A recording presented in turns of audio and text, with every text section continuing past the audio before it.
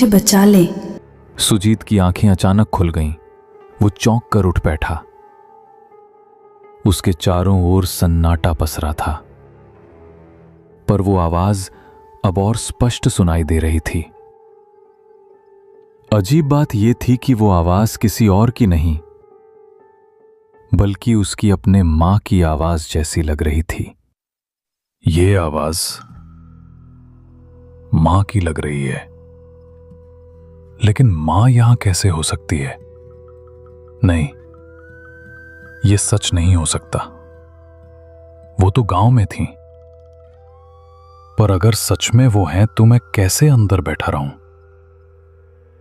हे शिव शंकर, अब मैं क्या करूं? बाहर जाऊं या नहीं? सुजीत का दिल जोर जोर से धड़कने लगा, मानो उसकी छाती से बाहर निकल आएगा। डर और जिज्ञासा दोनों उसके मन में एक साथ उमड़ने लगे। सुजीत उठ खड़ा हुआ और धीरे धीरे मंदिर के दरवाजे की ओर बढ़ने लगा।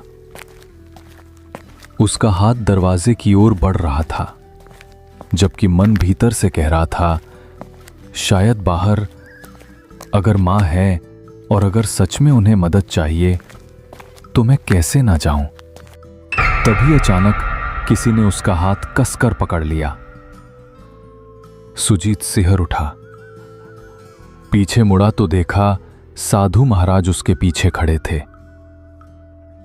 उनकी आंखों में गहरी गंभीरता और एक अनकहा डर झलक रहा था।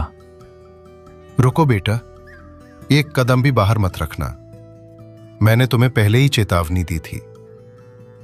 जो आवाजें बाहर से आती हैं वे इंसान की नहीं होती, चाहे वो तेरी मां की ही क्यों ना लगे।